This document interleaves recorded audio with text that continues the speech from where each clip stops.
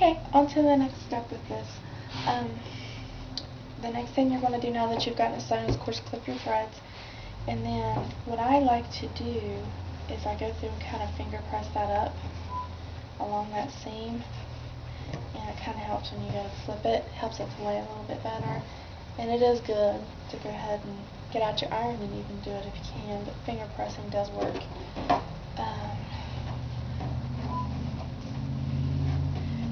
When you turn a facing on a curve, you always, whether it's an inward curve or an outward curve, you always want to make sure you clip. It will make things lay a lot better.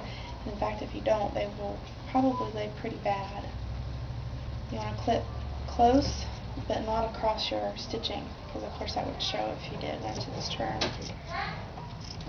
About every inch or so. The stronger the curve, the more closely spaced you need to clip. Another thing you can do, it takes a little bit longer, unless you do it from the start, is you can use pinking shears, and you can pink the edge, and that kind of helps too. But I think you have to pink it a little bit closer than just what your standard seam allowance is. But when I sew coverings, I really don't use the standard seam allowance anyway. I don't use 5/8, I use a 1/4 most of the time, or maybe just a hair bigger than that. So ignore the noisy people on our street. I'm sure that came through to the camera. I'm surprised if it didn't. They think it's a racetrack. Okay, you go to turn. And of course this will be your front edge, where your forehead's at, right in there. Flip the other way, of course. But you want to go through, and because you don't want this flopping all the time, and you want it to lay nicely, we're going to top stitch this down. And I know some people would just iron it down and skip the top stitching step, but I definitely would not do that. I think top stitching makes things lay very, very beautifully and should never be skipped. I try to top stitch anything and everything that I can that I think would make a covering lay better. I think that's really important. And yes, I did make a little error and that came out just a little bit off, but by the time I go through and add trim and serge through there, it's not going to be a big deal. If it was very much off, it would be, but that little bit won't hurt anything. Now, I do advocate something I didn't used to do very good at all, is advocate if you do mess up a seam, don't be afraid to pick it out.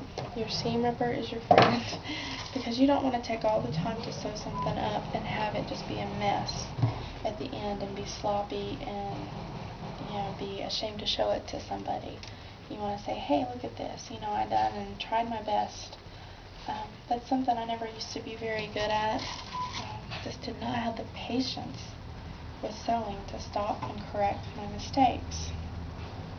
But it makes a big difference if you do. In fact, when I sewed this after I cut the last video, I actually stopped and took part of it out because the underside wasn't laying right.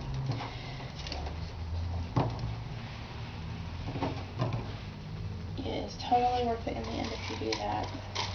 And don't try to, I know there's times that we gotta hurry, but don't try to speed sew, especially on something like this that you're gonna have a lot of use out of. It's right on top of your head and kind of prominent, actually needle.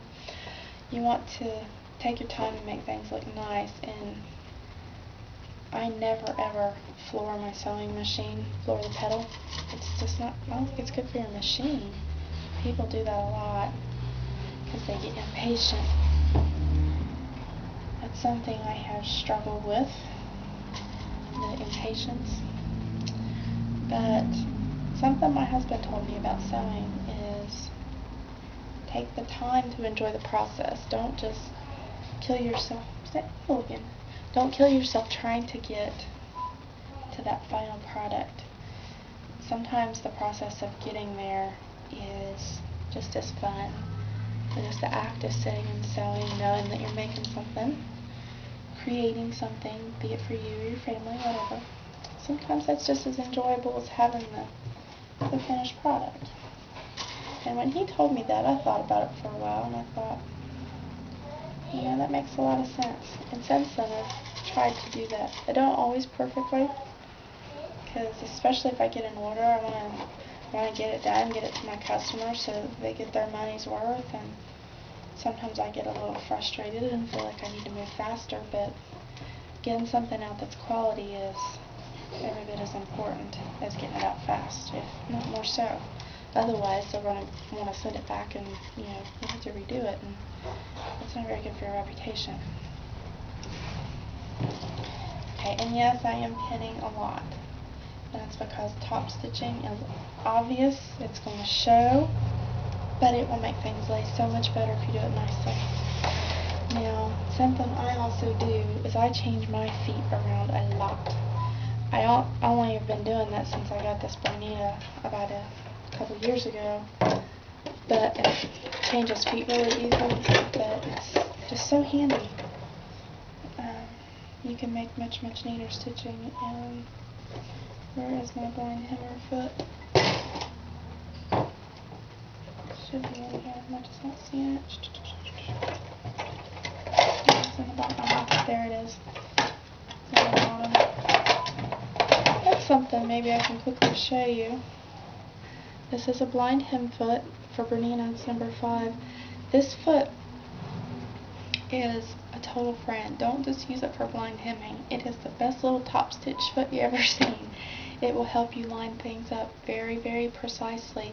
If you can move your needle position, you can get there. It's a tiny little top stitch, and it just looks awesome. That's a normal foot. That's just your basic standard foot. And all of this stuff I'm doing, you can do with a standard foot. It might just be a little more practice required, so. But you can certainly do it. And I have other feet and things in there too. Most of them came with the machine. The only ones that were bought special, my mom very kindly blessed me with the walking foot, and I have an invisible zipper foot. And I think those are the only 2 I bought separately. But this little top stitch, or blind hem foot, is one of my favorite, and it's because of the top stitching it does. Okay.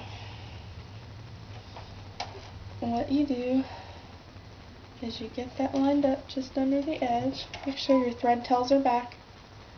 Hope you can see this. Move the camera closer just in case. Make sure your thread tails are back. And you're going to adjust your needle position over to the left. Even all the way to the left will still result in a very tiny top stitch.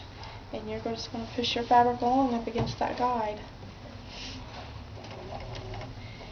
And even though your tops, I should be holding those. When you take off, you should always hold your thread tails. I have a very bad habit of not doing that. But do your back stitching, tail off your stitches, and then come along. Now when you're top stitching, you really do want to go ahead and take your pins out, because it can make the stitching be just a little bit sloppy if it goes over them.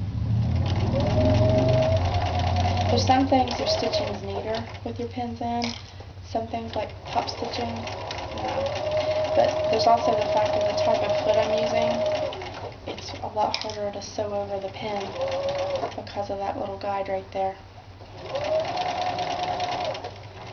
And it would make this really sloppy if I tried to go over that.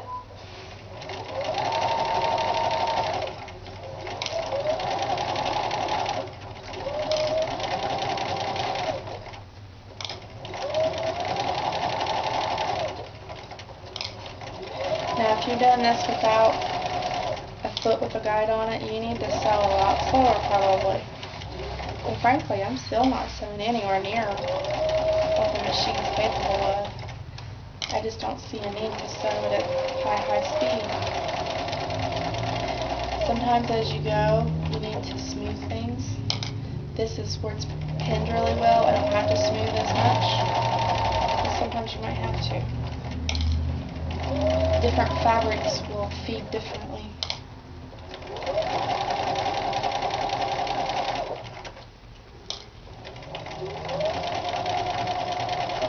One nice little thing is needle up and down. Notice how when my needle stops it's up. Might be hard to tell on the camera, but you can put your needle so when it stops it's always down. That way if you need to lift your presser foot, it doesn't change your position. And that can be really important when you're top stitching and you're sewing something in a curve where you may need to lift your presser foot to make tight turns a lot. Because if you don't start and stop in the exact same spot, it's going to show.